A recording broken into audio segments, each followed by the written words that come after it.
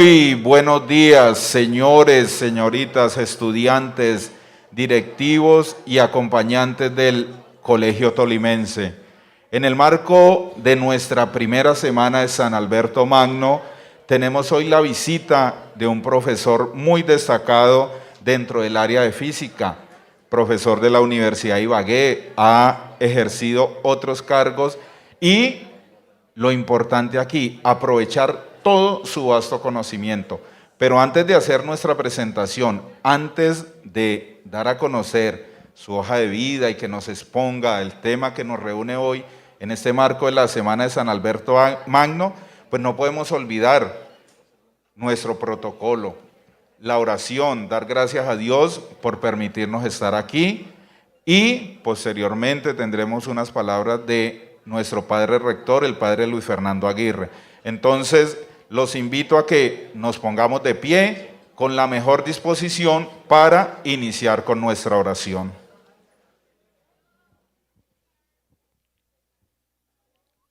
Vamos a hacer todo el silencio posible. Nos vamos a poner de pies todos. El silencio comienza cuando yo hago silencio. Y en ese silencio vamos a permitir que Dios sea Dios. Vamos a abrir nuestro corazón, nuestra mente, para lo que vamos a recibir en esta mañana nos sirva para la vida. Vamos a iniciar en el nombre del Padre, del Hijo, del Espíritu Santo. Amén. Te damos gracias, Señor, por este nuevo día. Gracias por la vida que hoy nos das. Gracias por esta oportunidad de aprender, de crecer. Gracias por la sabiduría que nos has dado a través de San Alberto Magno. Bendice este encuentro, que cada palabra llegue a nuestro corazón y a nuestra mente, y que la fuerza de tu Espíritu suscite en nuestros corazones y en nuestra mente ese deseo de aprender y de creer desde nuestra fe. Amén. Gloria al Padre, al Hijo y al Espíritu Santo. Y que el Señor nos bendiga hoy y siempre en el nombre del Padre, del Hijo, del Espíritu Santo. Amén. Nos podemos.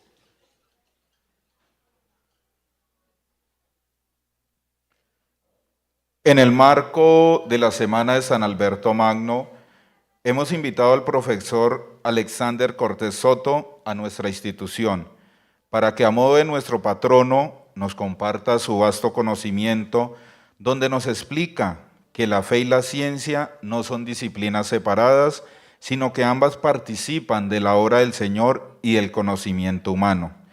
Pero ¿quién es el profesor Alexander Cortés Soto? Una persona católica, casado, oriundo de la ciudad de Cali, pero radicado en la ciudad de Ibagué. Es docente investigador de la Universidad de Ibagué, pero su formación en maestría y doctorado lo hizo en la Universidad del Valle. También tiene una maestría en educación de la Universidad de los Andes y ha sido director de trabajos de grado de diferentes personas. Ha participado en material educativo, en libros y en capítulos de libros, columnas de prensa. Así que aprovechemos la presencia de nuestro profesor Alexander, que muy gustosamente nos acompaña hoy para enseñarnos un poco de su vasto conocimiento. Aprovechemos. Si tenemos preguntas, con mucho gusto, al final tendremos un espacio para esto. Sin más preámbulo, demos paso a nuestra presentación. Pero antes de esto, nuestro señor rector, el padre Luis Fernando, tiene unas palabras para cada uno de nosotros.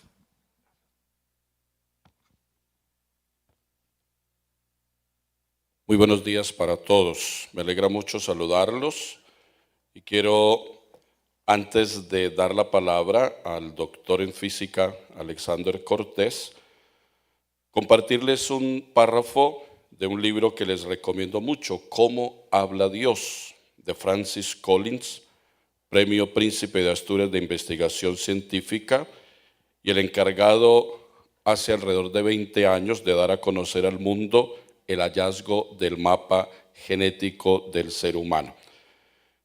En la introducción a este libro, dice Francis Collins, este gran científico de Estados Unidos: en esta era moderna de cosmología, evolución y genoma humano, existe aún la posibilidad de encontrar una armonía ricamente satisfactoria entre las concepciones científica y espiritual del mundo. Yo respondo con un sonoro sí. En mi opinión, no existe ningún conflicto entre ser un científico riguroso y una persona que cree en un Dios que tiene un interés personal en cada uno de nosotros. El dominio de la ciencia es explorar la naturaleza. El dominio de Dios es el mundo espiritual, un reino que no se puede explorar con las herramientas y el lenguaje de la ciencia. Se debe examinar con el corazón, la mente y el alma. Y la mente debe encontrar un modo de abrazar ambos reinos. Con estas palabras de Francis Collins, quiero dar la bienvenida, repito, a doctor Alexander Cortés, doctor en física de la Universidad del Valle.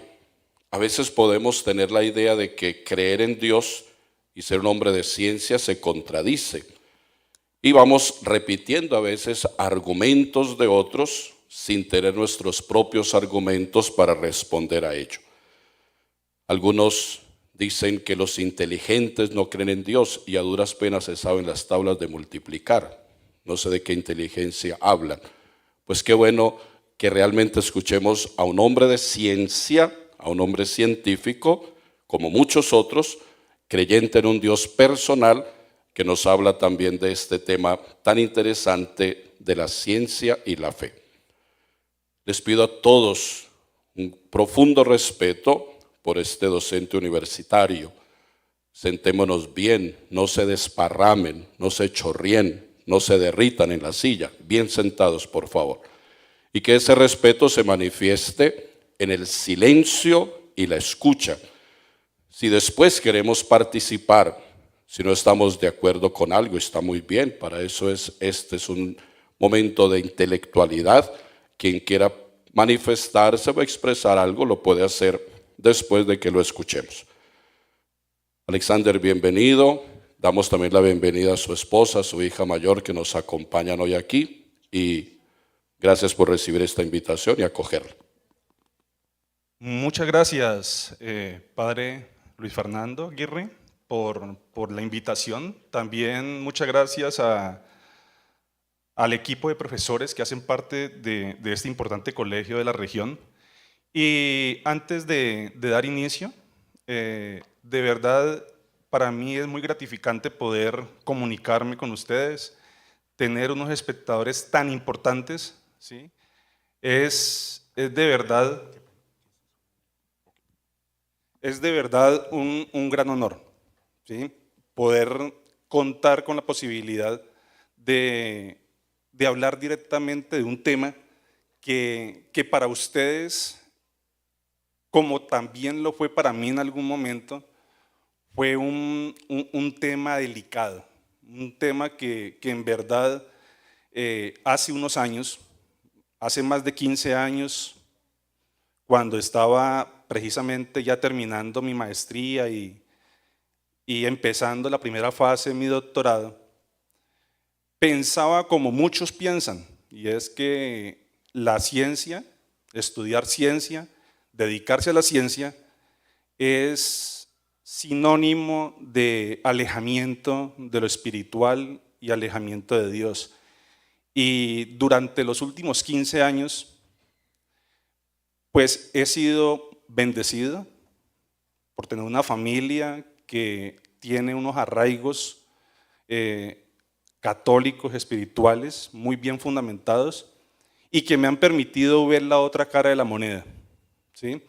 Y es que no precisamente el que estudia ciencia es la persona que se debe alejar de Dios o que se debe alejar de lo espiritual. Entonces, a través de esta charla, lo que quiero es dar un vistazo muy general de lo que a través de algunos ejemplos muy precisos a través de la historia se puede evidenciar que grandes científicos, grandes pensadores, personas que inclusive actualmente es muy difícil que vuelvan a aparecer, como Newton, Galileo, Kepler, Volta, Schrödinger, ¿sí? Grandes personajes de la ciencia que han tenido como columna vertebral de su vida a Dios. Entonces, a través de esta charla, quiero ofrecerles un vistazo muy general, muy rápido, porque esto conlleva inclusive, si quisiéramos profundizar en el tema, pues no es un tema de media hora, es un tema inclusive que puede abarcar una asignatura, un curso. Entonces, aquí solamente quiero, de manera informativa, comentarles esa otra realidad, ¿sí? Esa realidad que vive dentro del esquema científico y que muchas veces, en la mayoría de los casos, las personas no se dan cuenta de esa gran realidad que existe. Antes de entrar ya directamente con el tema, pues estamos en una semana muy importante para el colegio y es precisamente la celebración de San Alberto Magno, doctor de la Iglesia, patrono de los científicos, patrono de las personas que se dedican a la ciencia. Nació a finales de 1100, 1190, 1196, no hay una fecha precisa de su nacimiento, murió a finales de 1200 y fue un doctor de la Iglesia que tenía unas virtudes enormes y era, primero, obviamente ferviente seguidor, obviamente, del Dios creador, pero también era un científico, era una persona que estudiaba la ciencia, era una persona que utilizaba los métodos de observación para poder cuantificar, explicar los fenómenos de la naturaleza en su tiempo. Y esto lo hacía precisamente un teólogo, una persona fundamentada en la fe, pero que no le restringía en ningún momento el poder hacer ciencia en su época. Una época que era bastante difícil. Es el punto central del oscurantismo en Europa. ¿Sí? Es un punto en el cual, una época en la cual existía una persecución, entre comillas, una veeduría más bien, hacia lo que era la ciencia en gran parte de Europa. Entonces, de verdad que es un honor, repito, poder estar en esta oportunidad con ustedes y sobre todo en el marco de esta semana, de estas fechas tan especiales. Entonces, empezamos nuestra conferencia. Lo primero que tenemos que entender un poco, y yo creo que es una imagen que es muy común para todos, y es la evolución. Entonces, nosotros como raza humana hemos venido evolucionando durante cientos de miles de años en este planeta. En los albores de la humanidad, en los primeros marcos temporales de nuestra presencia en este planeta, nosotros competíamos con las demás especies por la supervivencia. Inclusive habían especies que eran mucho más fuertes a nivel genético, a nivel de su adaptación a la naturaleza, pero sin embargo seguimos, evolucionamos y desafortunadamente hoy estamos en el otro lado de la moneda, ¿sí? Somos la primera especie que tenemos la capacidad de podernos autodestruir. Entonces, ¿qué es evolución? Evolución en realidad es llegar a un punto en el cual una civilización tenga la posibilidad de poder definir su futuro, pero no definirlo de forma positiva, sino posiblemente de forma negativa. Y es lo que vemos hoy en día, enfermedades, guerras, conflictos bélicos, la parte política, la parte económica, lo que es la competitividad, la tecnología. El momento en el que vivimos hoy en día es un momento único. En los últimos 100 años se han hecho tantos descubrimientos y la humanidad ha progresado tan de manera tan vertiginosa que tenemos lo que hace 20, 30 años no teníamos, el Internet, dispositivos que tenemos en nuestro bolsillo y que nos permiten comunicarnos, la posibilidad de poder inclusive definir nuestro futuro como especie. Entonces, esto hace que cuando hablemos de evolución, hasta qué punto nuestra civilización humana, ¿sí?, ha evolucionado de manera acorde. Y es ahí donde empezamos a mirar la doble realidad, lo que es ser científico, lo que es hacer ciencia, lo que es desarrollar tecnología y la otra parte que es la parte espiritual. Estamos haciendo ciencia con valores éticos. Desafortunadamente hoy esa parte de los valores éticos parece que está mandado a recoger, inclusive en la parte científica también, en la tecnología también, y eso nos damos cuenta, ¿sí? Siempre nos estamos dando cuenta de la parte ética, las redes sociales. Sin importar, nosotros estamos inmersos, todos inmersos en las redes sociales, pero no nos damos cuenta del gran poder que está oculto detrás de ese tipo de redes. Pero más aún, cuando hablamos de evolución, la gran mayoría, no entienden que la tecnología que utilizamos hoy en día es el producto y el resultado de lo que se ha hecho en los últimos 100 años. Seguimos, por favor. Y es precisamente ciudades como estas, ya se empiezan a extender en el mundo. Y nuestra ciudad, Ibagué, no es ajeno. Ya cada vez vemos más edificios, vemos más poblada la ciudad. Entonces, no es tan loco decir que en algún futuro cercano lleguemos a tener una ciudad o un centro demográfico de estos tan grandes en nuestro país. Es común, en Brasil lo hay, en Argentina lo hay, Estados Unidos está poblada de estas ciudades y todos queremos irnos para allá, para Estados Unidos, para Europa, y no aprovechamos el espacio que tenemos en una ciudad que está tan invadida por lo verde todavía. Tenemos 2 cordilleras, tenemos afluentes, tenemos una gran cantidad de cuestiones que nos hacen privilegiados frente a otras naciones. Y es precisamente cuando les digo que nosotros somos el producto de una evolución, me voy a devolver únicamente de todos los cientos miles de años de evolución de la raza humana, únicamente me voy a volver en los últimos 500 años, que es donde se supone que empezó el Renacimiento. Entonces, históricamente, hay un periodo que abarcó prácticamente 1000 años y son 1000 años de oscurantismo, 1000 años en los cuales la humanidad prácticamente a nivel de Europa no se hacía ciencia, no se desarrollaba ningún tipo de actividad científica. O sea, en esa época se frenó el avance de la ciencia y solamente hasta el Renacimiento, 1500, 1600, empezaron a surgir unos ciertos personajes que tenían una concepción diferente acerca de lo que era la ciencia y de lo que era la realidad. Entonces, me detengo un poco ahí y me devuelvo de nuevo a la parte personal, y es que nosotros, gran parte del tiempo, estamos dormidos. Estamos dormidos como lo están muchos acá, ¿sí? Estamos dormidos a la realidad, 24 horas del día y permanecemos dormidos 23 horas. Inclusive hasta las 24 horas estamos dormidos y no somos conscientes de una realidad que tenemos.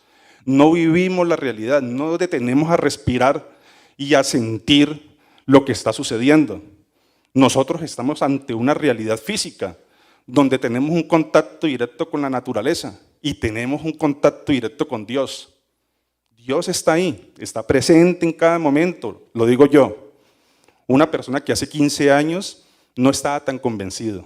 Estaba totalmente convencido de los números, estaba totalmente convencido de los avances científicos, estaba anodadado de lo que me habían dado en un pregrado, en una maestría, viendo fenómenos físicos y viendo toda la física en su esplendor, y más aún, viendo como reflejo a unos profesores con unas hojas de vida impresionantes, y me dejaba llevar por esa imagen.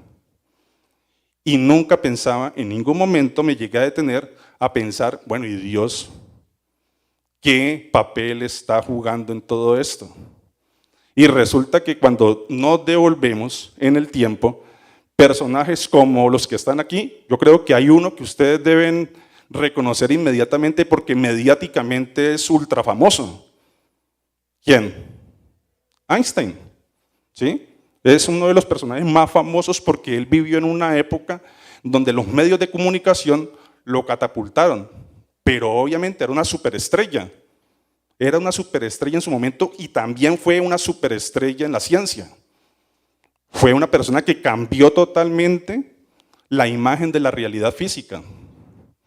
Newton en su momento hablaba de las leyes del movimiento a través de unas ecuaciones muy sencillas que posiblemente ustedes ya están viendo en sus cursos.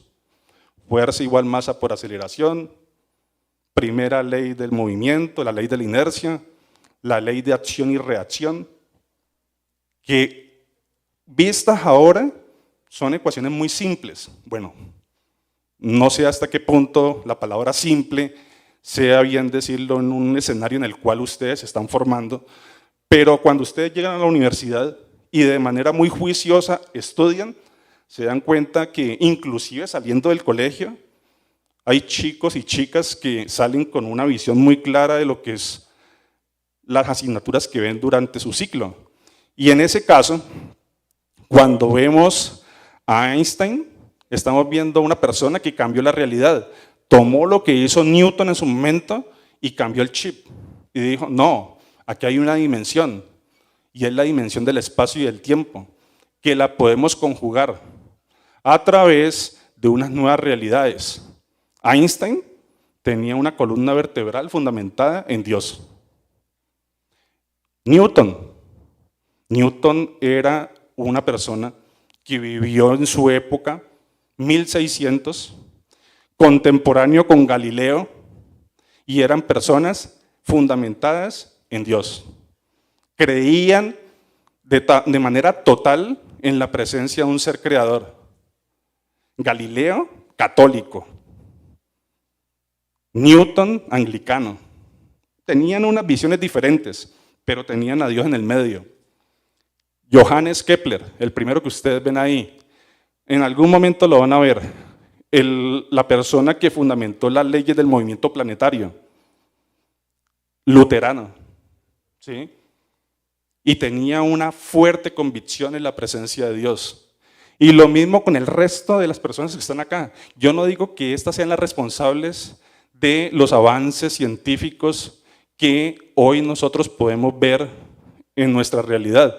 Es apenas unos cuantos de la gran multitud de personas que trabajaron constantemente durante toda su vida para poder desarrollar ciencia, pero sin apartarse de su convicción espiritual.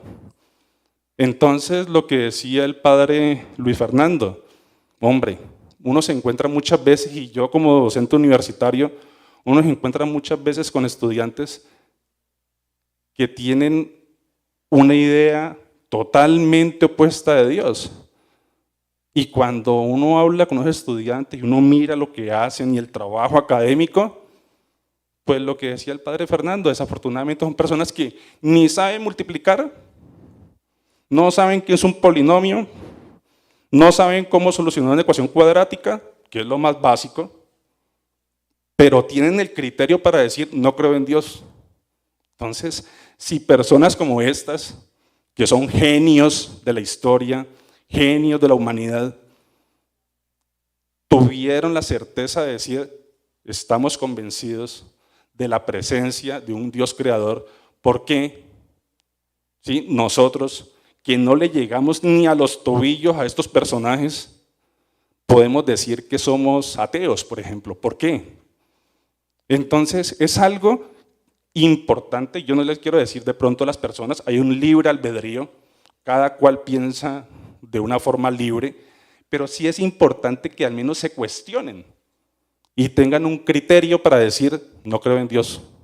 ¿Pero por qué? ¿Qué hace que no crea en Dios? ¿Cuál es el fundamento? Nosotros vivimos en realidades paralelas. Los últimos avances en la cosmología dicen que podemos vivir en múltiples realidades paralelas. Como lo voy a decir en la conferencia al final, hay un punto inicial que todavía está muy actual y es el punto inicial de creación, que es el Big Bang. Pero bueno, ¿y qué pasó antes del Big Bang? ¿Cuántos universos hay? ¿Hay multiuniversos? Son teorías, pero Dios está ahí. No lo descarta, ni el científico más brillante descarta la presencia de Dios. Entonces aquí podemos ver una línea en la cual podemos ver diferentes personajes, donde no necesariamente Einstein tiene que estar más grande que los demás. Él está en igual posición. ¿Por qué? Porque Einstein, de manera, por iluminación del Espíritu Santo, pues él no creó las teorías de la relatividad especial y general, sino que él tuvo que estudiar lo que hicieron personajes anteriormente. Toda la mecánica clásica, todo lo que hicieron los personajes durante el 1600, 1700, 1800, le permitieron a Einstein poder en ese momento dar una ficha más, colocar una ficha más en el rompecabezas y poder entonces decir que nuestra realidad, el espacio y el tiempo, son dos dimensiones que están entrelazadas. Bueno, y aquí solamente quiero tomar unas citas muy rápidas de algunos personajes, y es precisamente Ampère. Gracias a Ampère es que tenemos los dispositivos electrónicos. Gracias a Ampère es que tenemos la electricidad. ¿Sí? Es el padre de la electrodinámica. Y dice, cuán grande es Dios y nuestra ciencia no es nada. Alejandro Volta. Yo confieso la fe santa, apostólica, católica y romana. Doy gracias a Dios que me ha concedido esta fe en la que tengo el firme propósito de vivir y morir. Isaac Newton. Lo que sabemos es una gota, lo que ignoramos es un inmenso océano. La admirable disposición y armonía del universo no ha podido sino salir del plan de un ser omnisciente, o sea que lo sabe todo, y omnipotente. Y lo está afirmando Isaac Newton. Kepler. Dios es grande, grande su poder, infinita su sabiduría. Alábenle cielos y tierra, sol, luna y estrellas con un propio lenguaje. Mi Señor y mi Creador, la magnificencia de tus obras quisiera yo anunciarla a los hombres en la medida en que mi limitada inteligencia puede comprenderla. Estos personajes, Kepler, Copérnico, Newton, Alejandro Volta, André Ampère, vivieron en una época, podemos decir, que es ventajosa con respecto a la nuestra. Ahora nosotros tenemos un conocimiento totalmente amplio, cada disciplina se subdivide y es imposible que encontremos una persona de estas hoy en día. ¿Por qué? Por la gran cantidad de información. Pero en ese entonces habían personas que eran teólogos, astrónomos, literatos, eran artistas. Entonces era una época en la cual fluía el conocimiento. Tanto conocimiento a nivel intelectual que podía tener una persona, en ningún momento lo alejaba de la presencia de Dios y de la parte espiritual. Y bueno, esto es donde se atan los opositores de la parte espiritual y de la iglesia, y es la Inquisición. Sí, hubo una época, como ha habido épocas con diferentes civilizaciones, naciones, ¿sí? Y desafortunadamente hubo una época en la cual se generó una veeduría puntual a lo que se hacía a nivel económico, social, a nivel de organización, a nivel científico. Y la iglesia pues generó una institución dentro de ella para hacer esa sabiduría, que en algunos casos sí, hubo unos excesos, como lo hay en todos los lugares. Si nosotros vemos, si ustedes leen la prensa y ven el internet, fuera de ver el Facebook, ¿sí? Y fuera de ver las series de Netflix, entonces ustedes se darán cuenta que el Santo Padre, ¿sí? El Papa, es un señor que tiene una cantidad de responsabilidades enormes y problemas enormes dentro de su misma estructura. ¿Por qué? Porque hay, como en toda estructura y en toda organización, opositores. En este caso tenemos que hubo unos personajes a nivel científico que fueron, entre comillas, y no quiero victimizar, pero fueron, entre comillas, víctimas de esa sabiduría. Y fue Nicolás Copérnico, Giordano Bruno, Galileo Galilei y Miguel Servet. Y desafortunadamente, el que llevó la pelona fue Giordano Bruno, que fue quemado, ¿sí? Pero ¿cuál era la idea de Giordano Bruno? Bruno lo que pensaba, y lo dijo de manera totalmente en voz alta, es que así como hay un sol, en ese momento, estamos hablando de 1500, 1600, así como hay un sol que nos alumbra, hay miles de millones de soles que deben estar en otros lugares. Y así como nuestro planeta gira alrededor de esa estrella, deben haber miles de millones de otros planetas que giran alrededor de otros cientos de miles de millones de estrellas. Y eso es una idea totalmente desafiante en su época, totalmente desafiante. Y él nunca se retractó frente a los hechos. Él estaba totalmente convencido y estaba convencido de un Dios omnipotente que regía todo el universo. O sea, Dios no estaba en la tierra, estaba ejerciendo su dominio en todo el espacio, en todo el tiempo y en todo el universo. Y por eso, desafortunadamente, fue quemado. ¿Ok? En el caso de Galileo Galilei, no sufrió la misma suerte. ¿Por qué? Porque Galileo, primero, católico, tenía 2 hijas, monjas, y tenía un contacto muy cercano con el Papa de la época. Eran íntimos amigos. Era un ferviente y asiduo, pertenecía de manera contundente a la iglesia de la época. Y eso de alguna manera, entre comillas, podemos decir que lo salvó. Pero ¿qué fue lo que dijo Galileo? Él también era un convencido del heliocentrismo. El Sol está en el medio, en la mitad del movimiento de los planetas que lo circundan. Pero esa era una idea opuesta a lo que se vivía en el momento o lo que se quería regir en ese momento. En el caso de Copérnico, exactamente la misma situación. ¿Ok? Y aquí una pintura muy diciente de lo que sucedió con Giordano Bruno. Giordano Bruno pues, fue ejecutado por sus ideas, pero no todo es malo. ¿Sí? Aquí podemos ver también el caso del juicio con Galileo, lo que se llama la juración. ¿Quién es Galileo? Si ustedes recuerdan, por ejemplo, los chicos que están viendo física en sus primeros años, 8º, 9º, 10º, Galileo pues, es el responsable de las leyes del movimiento, la cinemática, que hoy por hoy pues, es la parte fundamental de la física. Cuando generó esas teorías en su momento, obviamente le cayó la iglesia, o la Inquisición le cayó y dijo, pilas con eso. ¿Sí? Él hizo un trabajo sobre las mareas y cuál era la influencia de la luna sobre la tierra a través de las mareas. Y la iglesia, la Inquisición, dijo, mucho cuidado con eso, cámbiale el nombre de ese trabajo y trate de orientarle de otra forma.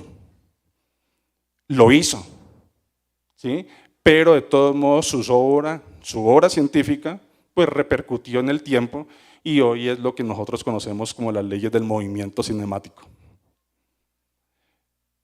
Pero cuando yo digo que no todo es malo, es precisamente esta noticia del país de España, ¿sí? 1992, en su momento, el Santo Padre, Juan Pablo II, San Juan Pablo II, pues lo que hizo fue rehabilitar a Galileo. El juicio que se hizo en su momento, casi 400 años después, 300 años después, se rehabilitó, ¿sí? Entre comillas, se pidió perdón por lo que había sucedido, la iglesia se había equivocado en ese momento, en ese juicio, y él fue rehabilitado. ¿Ok? Y bueno, aquí podemos ver esta foto es una de las fotos, digamos, o de las imágenes más famosas que hay. Es de las pocas fotos en las cuales está reunido la mayor cantidad de premios Nobel. ¿Sí? Einstein, Marie Curie, Schrödinger, Max Planck, Volta. Personajes que hoy en día, cuando ustedes sigan adelante en sus estudios, se van a topar con todos los trabajos que han hecho estas personas.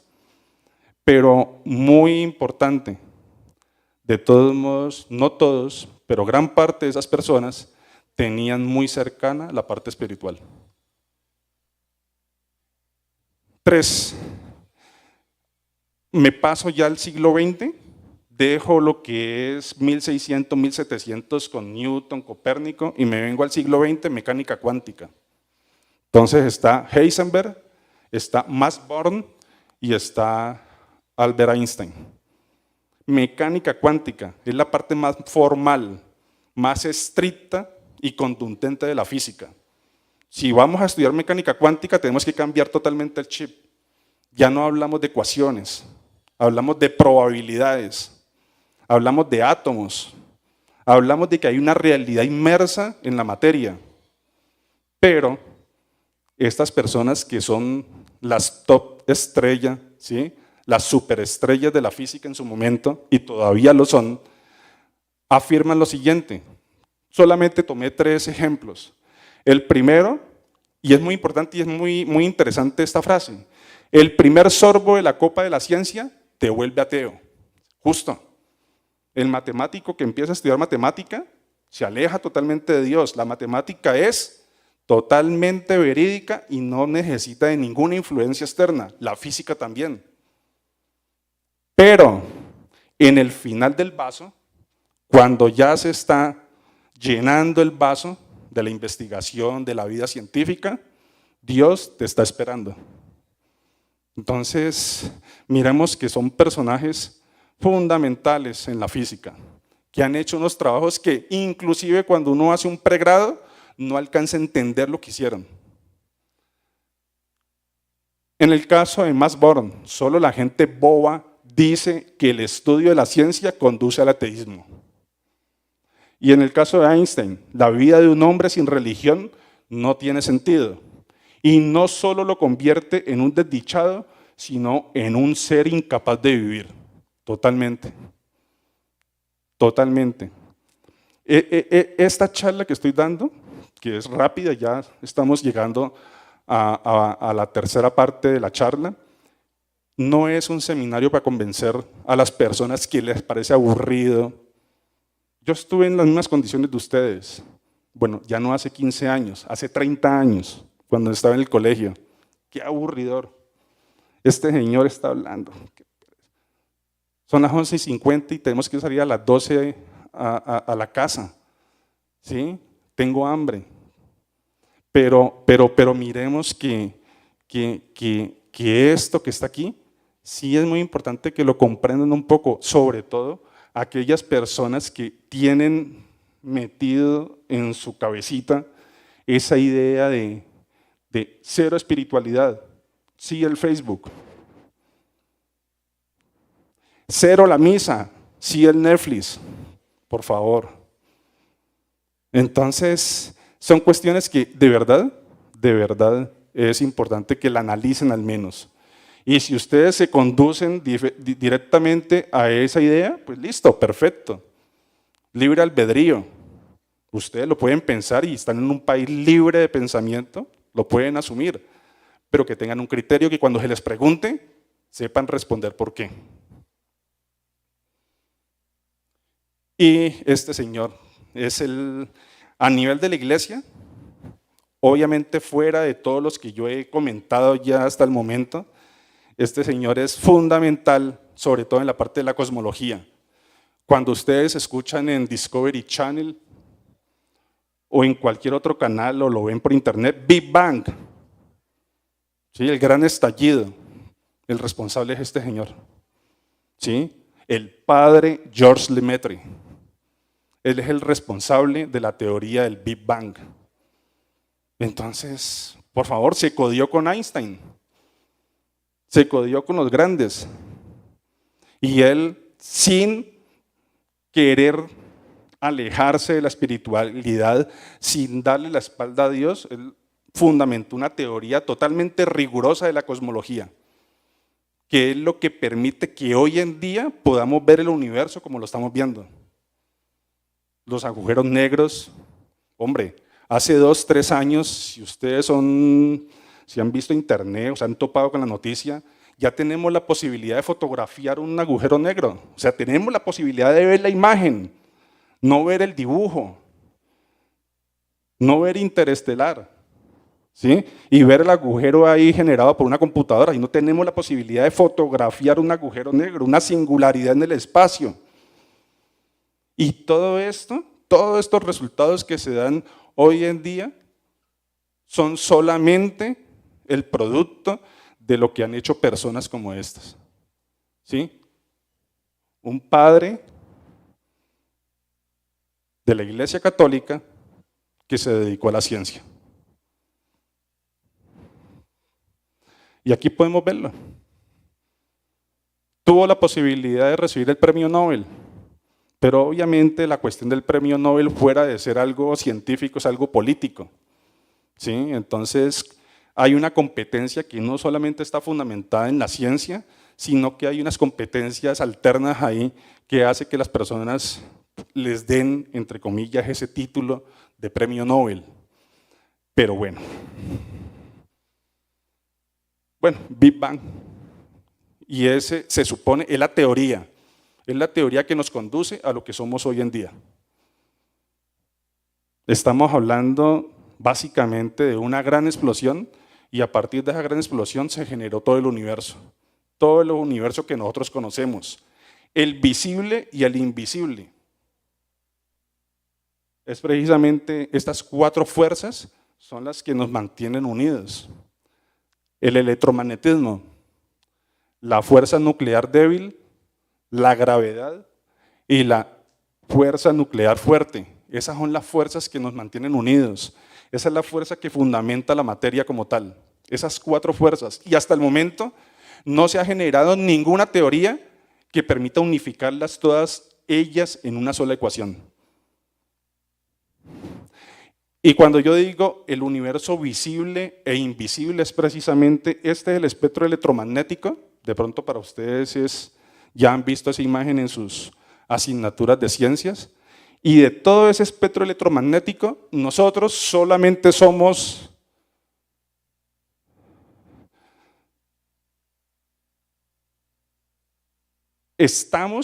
tenemos conciencia física únicamente de esta región, porque esa es la región de la luz visible, eso es lo que nosotros observamos. Pero el espectro electromagnético es todo lo que está en esa escala. Y ahí están los rayos X, los rayos gamma, los rayos cósmicos, los rayos ultravioleta, están los infrarrojos, los microondas, están las señales de FM y televisión, están las radiofrecuencias, y únicamente nosotros con nuestros sentidos podemos observar esta pequeña franja. O sea, somos totalmente ciegos a una cantidad de información inmensa que nos llega todo el tiempo. Y a través de todos estos dispositivos que tenemos hoy en día, radiotelescopios, sensores de alta frecuencia, nos permiten poder captar toda esa información. Y precisamente, esta es una imagen que inclusive la tengo como salvapantalla, y es siempre tener conciencia de que tenemos un Dios creador que hace parte de la naturaleza, que conforma la naturaleza y es totalmente omnipresente, omnipotente. una galaxia, una imagen moderna de lo que es una galaxia, vista a través de un telescopio o un radiotelescopio que puede captar toda esa cantidad de información que nosotros no podemos ver. Y esta imagen es muy bonita, porque si los que han tenido la posibilidad de viajar al desierto de la Tatacoa, en una noche bien despejada, se dan cuenta que hay una multitud de puntos. Pero eso que nosotros alcanzamos a observar es apenas una mínima parte de lo que en realidad es el firmamento. El firmamento es lo que tenemos ahí. Esto es una imagen real de un telescopio. Y a partir de ahí podemos decir que hay tantas galaxias, hay tantas estrellas en el firmamento como granos de arena hay en las playas de nuestro planeta. Cientos de miles de millones. ¿Ok? O sea que nosotros como raza humana no somos nada. No hemos podido salir todavía del vecindario. No hemos podido viajar a Marte.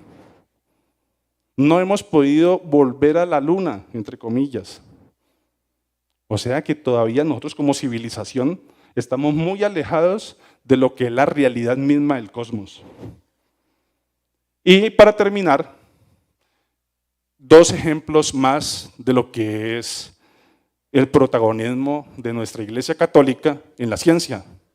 El padre Manuel Carreira, astrofísico, ya falleció, español, jesuita, hizo parte del Observatorio del Vaticano, asesor y trabajó arduamente con la NASA, pero totalmente practicante de la fe católica dentro de su disciplina. Y finalmente, la madre Marie Kenneth Keller. Ella nació en Estados Unidos, la primera mujer en doctorarse en ciencias informáticas en Estados Unidos. Y trabajó en el grupo que permitió conformar el lenguaje BASIC. Y el hecho de ser hermana, monja, ¿sí?, perteneciendo a una comunidad, no la alejó ni le prohibió en ningún momento poder desempeñar su disciplina de una manera efectiva y exitosa. Bueno, estos son los dos sitios que yo tengo normalmente, donde yo normalmente hablo de fe, ¿sí?, y donde yo normalmente hablo de ciencia y educación. Entonces, algunas personas que quieran, de pronto pueden, en algún momento yo coloco algunas noticias y me gusta de pronto comentar ciertos aspectos acerca de educación y de fe, que me gustaría de pronto, si ustedes pueden, sería fantástico de pronto poder ingresar en cualquier momento. Y para terminar entonces, yo sé que el espacio es corto, esto conlleva mucho tiempo, pero la idea que conlleva esta conferencia y la idea que quiero que quede como una semilla sembrada en ustedes es la pregunta de que, sobre todo, si la ciencia, la educación, de verdad se tienen que alejar de la espiritualidad para poder entenderla, ¿no? Pero esa pregunta únicamente se la pueden responder ustedes también. Y eso lo hacen cuando son honestos, cuando son personas juiciosas, cuando quieren aprender. Muy probablemente dentro de algunos años nos vamos a encontrar, posiblemente alguno de ustedes llegue y me dice, profe, yo lo escuché en una conferencia en el colegio, súbame 3 décimas. No, imposible. Pero sí, fantástico, fantástico que en algún momento podamos tener la posibilidad de compartir otros espacios. Me gustaría y quedo totalmente abierto a cualquier inquietud que tengan, a cualquier motivación que tengan ustedes, ya sea por la parte espiritual o por la parte científica. Cuenten conmigo, una recomendación, quiero estudiar ciencia. En algún momento, en otro colegio de aquí de la ciudad, me llegaba un estudiante y me decía, profe, es que quiero estudiar matemáticas, pero en mi familia como que no les gusta la idea. Ellos quieren que yo administre el almacén de la casa. Pues hable con sus padres y trate de convencerlos de que eso es lo que usted quiere para su vida. Pero es que la matemática no da. Sí, la matemática da, y da mucho. La física, no, la física es para profesores. ¿no? La física es el que quiera ser profesor, obviamente. Yo soy profesor y me siento totalmente completo siendo docente y me dedico a la educación, pero un físico puede ejercer, o un matemático puede ejercer en diferentes ámbitos, pero siempre complementado con la educación es un arma mortífera. Entonces, lo que yo les aconsejo a aquellos que quieran estudiar ciencia, a aquellos que les guste la matemática y que no sean buenos para la matemática, no tienen que ser buenos para la matemática. Yo era pésimo para la matemática, pésimo, pero la fuerza de convicción, tener fe en que uno puede hacer las cosas y que se pueden llevar a cabo, logran que uno salga adelante. Entonces, la idea es seguir adelante, no dar paso atrás y sobre todo siempre, siempre, siempre tener a Dios, a Jesús en su corazón. Muchas gracias.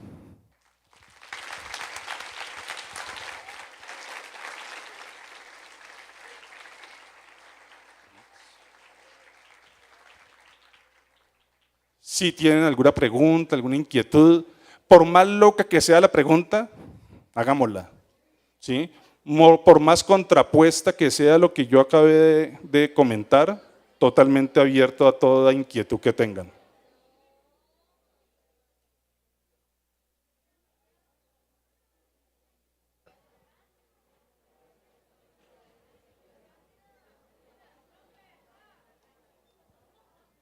El profe Javier tiene el micrófono para las preguntas.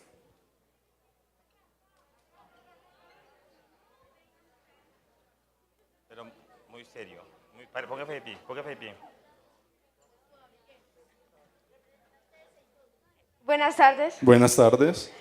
Mi pregunta es que cómo hicieron esos grandes científicos para... La Biblia dice que Dios creó a Adán y, Sí, claro. Dilo, a tranquila. Adán y Eva. Sí. Entonces, y se cruza con lo de la evolución, porque según la Biblia, Dios creó directamente a esos dos personajes. Pero según lo de la evolución, primero fueron evolucionando. Entonces, ¿cómo hicieron los grandes científicos para no confundirse? O sea, para no... Lo primero que uno debe tener siempre en la cabeza es que todo se fundamenta en la fe. ¿Sí? La primera imagen que yo les mostré, obviamente, por favor, se ve la evolución. Nosotros venimos o partimos de los primates, pues hay estudios de que dicen sí. ¿Sí? Y hay estudios que son irrefutables. Pero por favor, o sea, yo creo que la Biblia, más que un instrumento espiritual, una herramienta para fortalecer el espíritu y darnos cuenta de todo lo que sucedió con nuestros ancestros, la Biblia tiene que interpretarse de una manera lógica, ¿sí? Debe interpretarse. Cuando la Biblia dice en el primer instante Dios creó las estrellas, creó los animales, pues eso es metafórico, obviamente. O sea, la Biblia en ningún momento nos está rechazando de que haya un Big Bang, no. Pero es la manera como la Biblia lo está relacionando de manera literaria. Entonces, hay diferentes enfoques, ¿sí? Y cuando hablamos acerca de la creación de Adán y Eva, es una creación, obviamente, ¿sí? Sucedió, hubo una forma de hacerlo, ¿sí? Pero es también que se liguen ustedes a la parte de que la Biblia es, en muchos casos, habla desde el corazón de Dios a través de metáforas. Y esas metáforas hay que entenderlas, ¿sí? Hay que interpretarlas, ¿ok?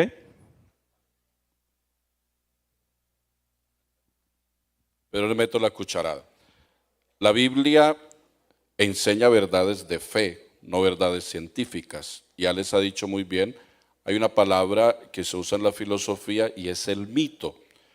Nosotros tenemos la idea de que mitos son historias inventadas como la patasola, la madremonte. No, el mito es mucho más que eso. Es una manera como el hombre responde a cuestiones fundamentales en diversos momentos de la historia.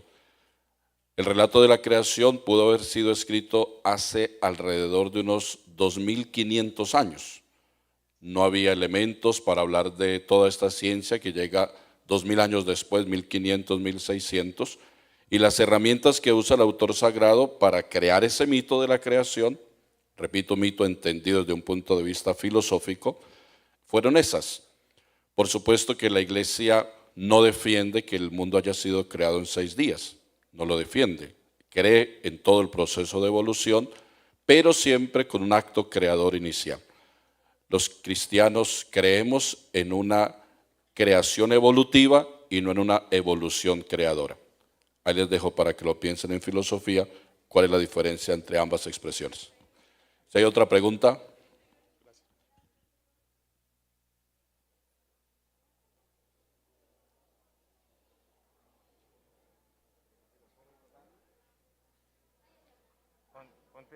Ponte de pie, de pie.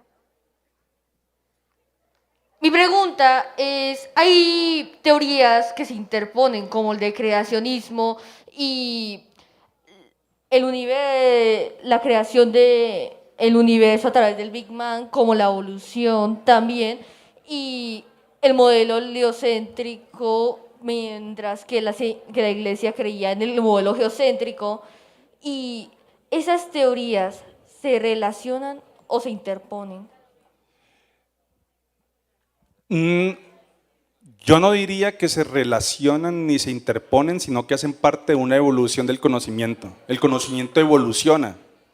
Inicialmente con Aristóteles y en los primeros albores de la humanidad, se pensaba, por favor muchachos, se pensaba que la Tierra estaba en el centro y los astros y los demás planetas, entre comillas, giraban alrededor de la Tierra. 1000 años después, por una cuestión más política y social que otra cosa, pudo haber sucedido mucho antes, Copérnico viene y dice, no, el Sol está en el centro y los astros confluyen alrededor del Sol o de la estrella. Entonces, cuando tú me hablas si confluyen o se contraponen o se interponen las teorías, en realidad una conlleva a la otra. Y en muchos casos una puede refutar la otra, pero de manera científica. ¿Entendido? Como lo que hizo Copérnico con Ptolomeo. Copérnico dijo, no, lo que está en el centro es la estrella y lo que circunda alrededor de la estrella son los planetas. Ptolomeo y Aristóteles pensaban lo contrario. Entonces, en realidad, cuando decimos que se interponen o confluyen, yo pensaría más que evolucionan. Normalmente, por ejemplo, nosotros podemos pensar en fuerza igual masa por aceleración. Y eso es algo que nosotros en el salón de clase es una verdad absoluta. Pero ¿quién dice que de pronto no puede llegar otra persona con argumentos estrictos y decir, no, fuerza no es igual a masa por aceleración, sino que hay otro término que acompaña la ecuación? Y eso hace que cambie totalmente la realidad. Entonces, en realidad, en la ciencia, nada está dicho y todo hace parte de una evolución. Mi pregunta es, por ejemplo, como Marie Curie, que es una química reconocida, que ella inventó la radioactividad. La descubrió. Por eso, ella, ¿cómo hizo para saber si antes no llevaba ningún tema sobre eso? No, las personas que estudian ciencia y las personas que se dedican a investigar lo hacen de una manera totalmente sistemática. Y sistemática es aislar todo lo que está alrededor y centrarse en los hechos experimentales. Entonces, ¿qué hacemos nosotros, por ejemplo, en el caso mío? Sí, yo soy físico, aunque los últimos años me he dedicado a la educación más fuertemente, pero mi rama de trabajo es la física experimental a nivel de películas delgadas. Entonces, cuando uno hace experimentación, uno lo que hace es centrarse en el fenómeno, centrarse en el equipo de investigación, centrarse en la matemática y dejar de lado todos los efectos externos que pueden afectar lo que estoy observando. Entonces, normalmente cuando se hace ciencia, cuando me siento a hacer ciencia, lo que yo hago es centrarme en el fenómeno que estudio y dejo de lado todos los efectos externos.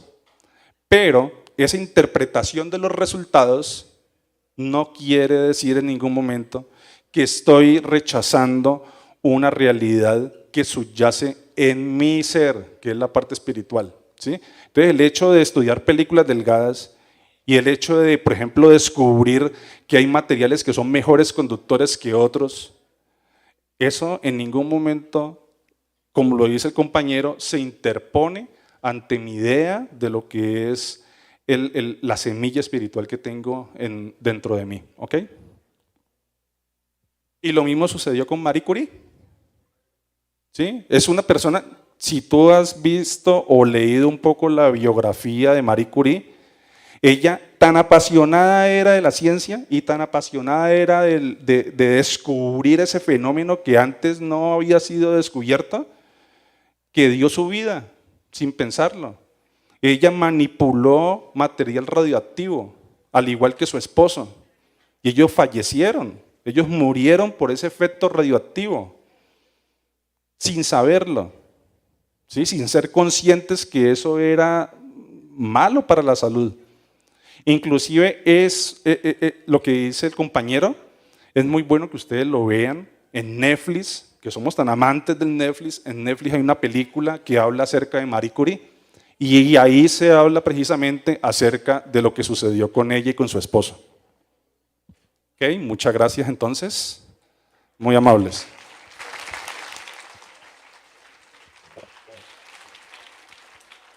Todavía no se retire, profesor, está nuestro rector. De antemano, darle las gracias a usted por su participación, profesor Alexander, a los jóvenes que están aquí, a los que están en casa, y queda abierta la invitación para una próxima ocasión, si Dios lo permite, sea en el marco de la Semana de San Alberto o en otra ocasión. Siempre las puertas estarán abiertas aquí del colegio. Muy amable. Y bueno, no resta también colocarme a disposición de los profesores, del equipo de docentes, del padre Luis Fernando, colocar a disposición mi experiencia a nivel de todo lo que tenga que ver con la parte educativa. En algún momento sería muy chévere de pronto un seminario sobre ciencia, sobre física, matemáticas. Entonces, quedo totalmente a su disposición, padre. En el chat hay preguntas, ya vamos a remitirlos a la página que usted nos dice para que puedan después compartir con ellos también. Le agradezco mucho al profesor Alexander, también igual a los profesores del área de filosofía que han preparado esta Semana San Alberto y hoy este evento muy especial académico. Qué importante es hablar con argumentos y no con cosas que no tenemos ni idea de cómo decir ni cómo expresar. En eso se muestra también la inteligencia y la razón. Termino este evento con una frase de Louis Pasteur, tal vez el gran científico de toda la historia de Francia. Mucha ciencia te acerca a Dios, poca ciencia te aleja de Él. Feliz tarde para todos y gracias, Alexander.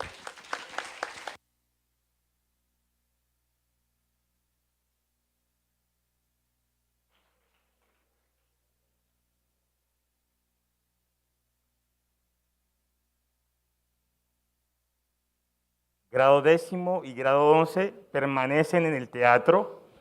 Profesora, séptimo se retira por ese lado, por favor.